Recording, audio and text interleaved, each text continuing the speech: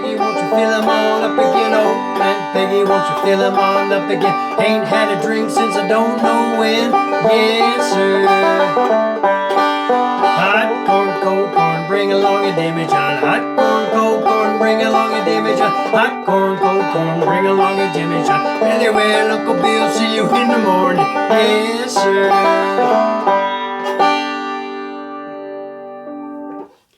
So can you sing and play Scruggs style banjo?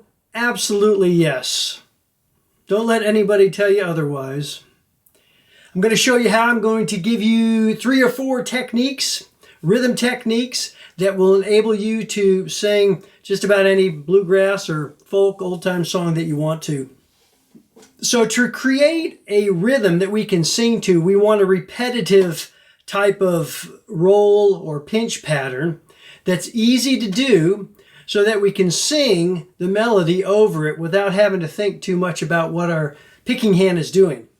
One of the easiest ones is going to be this simple pinch here.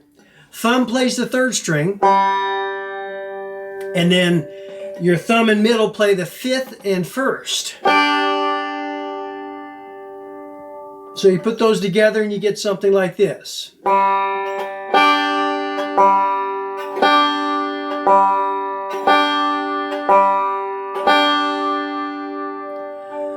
And take a song like Blue Ridge Cabin Home, for instance. There's a well-beaten path down this old mountainside where I wandered when I was a lad. Now, pretty simple, but it works. Let's build on that and do a pinch with another string added to the pinch part of it. So now I'm going to play the 3rd string with my thumb, and then I'm going to pinch with the middle finger on the 1st string, my index finger on the 2nd string, and my thumb on the 5th string. Now we have a little bit more of a chord sound.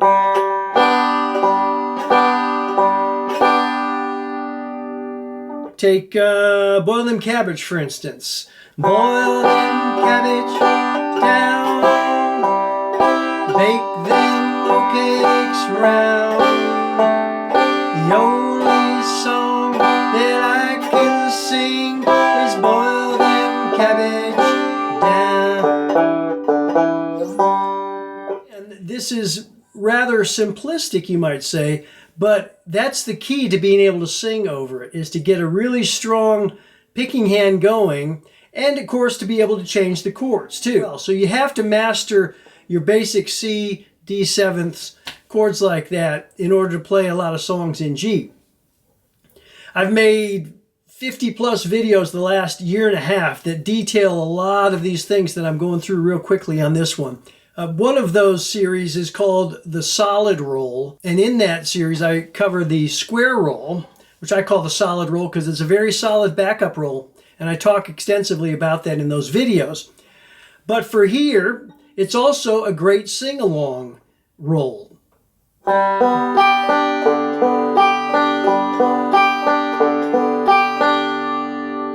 What I'm doing there is 3-2-5-1, 4-2-5-1. So remember, the 2-5-1, that's kind of your drone, your arpeggiated chord, if you want to call it that. The 3 and the 4 alternate, hence alternating thumb roll.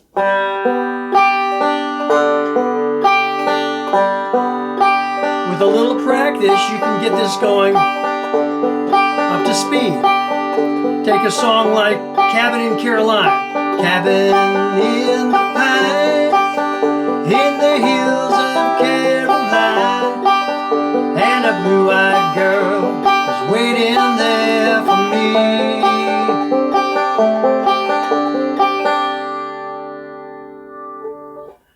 So there you have a pinch, a 2-finger pinch, a 3-finger pinch, and a square roll. And that's essentially all you need to start off with, and you can start singing songs with that. As you get more comfortable with these pinches and rolls, you can go back and forth. For instance, if I was doing a song like Hot Corn, Cold Corn, I might do a combination of the roll and the pinch, something like this.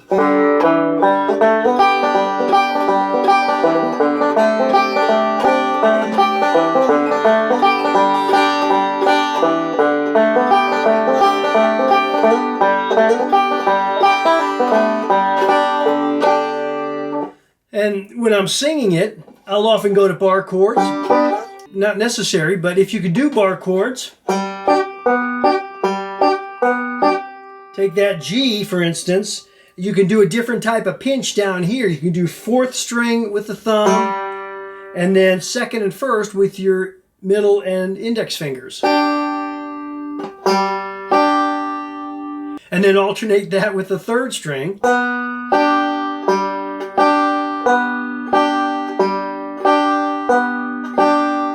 And you have basically the same rhythm we were doing before, doing this. But you're up in a bar chord position.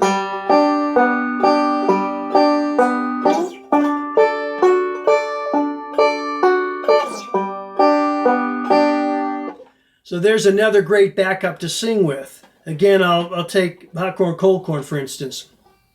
Well, yonder come the preacher and the children are crying. Yonder come the preacher and the children are crying. Yonder come the preacher and the children are crying. Chickens are hollering, toenails are flying. Yes, sir.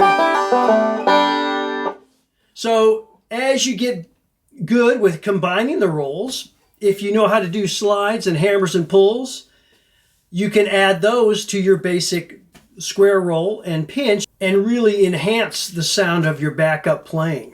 Some of this is difficult to do while you're singing, but if you practice it enough, it'll become automatic. You have to kind of go on autopilot on this. You have to do these rolls and these pinches and these techniques thousands and thousands of times in order to make it automatic, so you can take whatever song is thrown at you and just lock into a rhythm and start singing. Boil them cabbage down, bake them hoe cakes round. The only song that I can sing is boil them cabbage down. Now there's no particular order that I'm playing a pinch versus the square roll. I just do what feels natural to me because I've been doing it a long time. But if you start practicing this now, pretty soon you'll be able to find what's comfortable for you. And that's the important thing. Get what works for you. A quick word on trying to do forward rolls and backward rolls. They're very difficult. Let me give you an example. I'll put Blue Ridge Cabin Home over, let's say, take a forward roll, and we're going. So I'll go 2, 1, 5, 2, 1, 5, 1, 5, forward roll. And sing through that. There's a well-beaten path down the soul mountainside where I wandered when I was a lad. That works. It's kind of difficult to do because it took me a while to figure that out. The square roll and the pinches are a lot more natural, I think, and more intuitive to sing along with. You can sing with that, but you hear the syncopation. The reason that Scruggs syncopation, that forward roll, is so cool is because in a band situation, the other instruments are doing boom, chuck, boom, chuck. Bass is on the downbeat, mando's on the backbeat, guitar is doing both. That creates the pocket for that syncopation to pull against, and that's what makes it sound so good. By itself, not as interesting, perhaps. Same thing with the backward roll. Let's take Cabin in Caroline again. I'll go 1, 2, 5, 1, 2, 5, 1, 5. There's a cabin in the pines, in the hills of Caroline, and a blue-eyed girl is waiting there for me. And so on and so forth. You get that tucka. Whereas with the square roll, it's much more of a boom chucky kind of sound. Stronger rhythm means it's going to probably sound better when you're singing over it. Now, final tip here. I mentioned the forward roll, not too great. The reverse roll, backward roll, not too great. What happens if you put them together though? For me, it's one of my favorite backup rhythms. Let's take Boil Them Cabbage, for instance. We're going to do a forward reverse roll. 3, 2, 1, 5, 1, 2, 3, 1. And we're going to sing over it, see what it sounds like. We'll boil them cabbage down, bake them little cakes round. The only song that I can sing is boil them cabbage down. Pretty good, I think. I like that kind of rhythm. And again, you can start adding your hammers and your slides and things like that.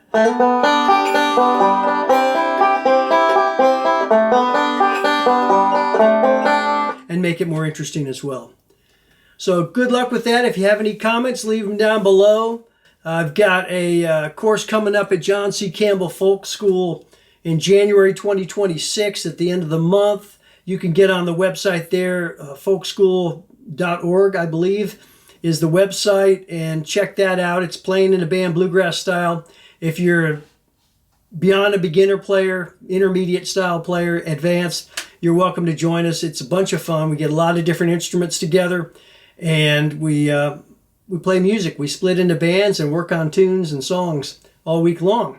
So maybe I'll see you then. Please like, subscribe, and look forward to seeing you in the next video.